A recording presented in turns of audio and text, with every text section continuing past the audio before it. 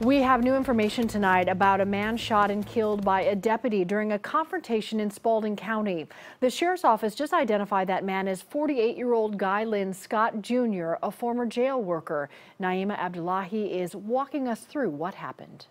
The GBI is helping with the investigation less than 24 hours after the deadly shooting. Now, the deputy's name has not been released yet, but we did dig up some new information about him. First, let's give you a quick recap. The shooting happened at a home on Collier Lane last night. Officers got a call to do a welfare check at the Griffin home. The sheriff's office says 2 deputies arrived on scene. We're told the deputies went to the backyard after spotting someone there. The sheriff's office then says that's when the alleged suspect came out of the back door and pointed a gun at the officer. The suspect was shot twice by the Spalding County deputy. The sheriff's office also says that he has been a road deputy officer for 6 months, has a clean record. We also learn he has crisis intervention training as well. The sheriff, Daryl Dix, watched the body camera video more than once and strongly believes the shooting was in self-defense.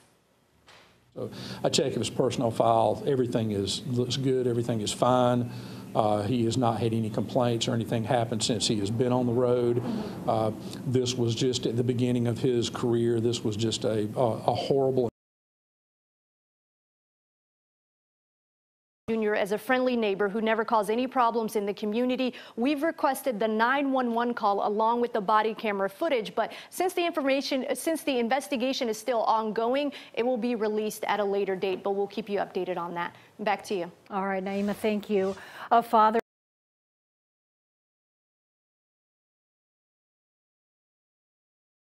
Former jailer fatally shot by deputy after welfare call to 911.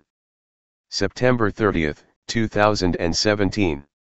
A Georgia deputy was dispatched by 911 to conduct a welfare check on former jailer threatening suicide. Spalding County Deputy Brian Head arrived on scene only to shoot him dead. Sheriff Daryl Dix stated Deputy Head was there for a welfare check. Dix claims former jailer Guy Lynn Scott Jr., who was suicidal, began threatening Deputy Head. Deputy Head walked to the back of Scott's home when the former jailer walked out pointing a gun. Spalding County Deputy Brian Head. While the deputies were approaching the backside of the house, a gentleman stepped out with a handgun and pointed a handgun at the deputy. One of the deputies fired his weapon and struck the subject twice, Dix told 11ALIVE. Dix also says the deputies didn't have much time to react, which is a common excuse frequently used by police. Spalding County Sheriff Daryl Dix receiving an award. The distance between the officer and the suspect was very close. There was really not a lot of time for the officer to react. Scott, who worked at the county jail between 1991 and 2000 as a jailer, was pronounced dead at the scene. According to a statement by Sheriff Dix, Head did not identify himself as a law enforcement officer prior to firing 2 rounds into Scott, because he didn't have time after Scott aimed his gun at him. According to records, Head began his career with the Spalding County Sheriff's Office as a detention officer in April 2014 and before becoming a deputy completed 1 hour of training in dealing with people who are mentally ill or who have diminished mental capacities. Dix said Head had also gone through crisis intervention training. He is well versed into escalation, Dix said. But the instance happened so fast there was not even a chance to say anything. Head is now on paid administrative leave. According to Dix, after being shaken by the incident, the sheriff's office is in the process of getting the deputy counseling. Several others were in the home at the time of the incident. They were not harmed.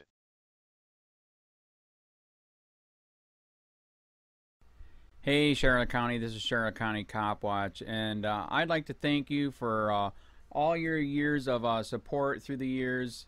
As a result, this channel has grown and allowed me an equity partnership in carmarshal.com. Please take the time to check them out.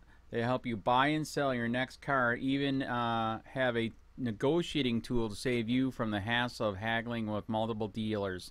The link is in the description below. Please click and help support and give if you can too through PayPal or Patreon. Thanks again.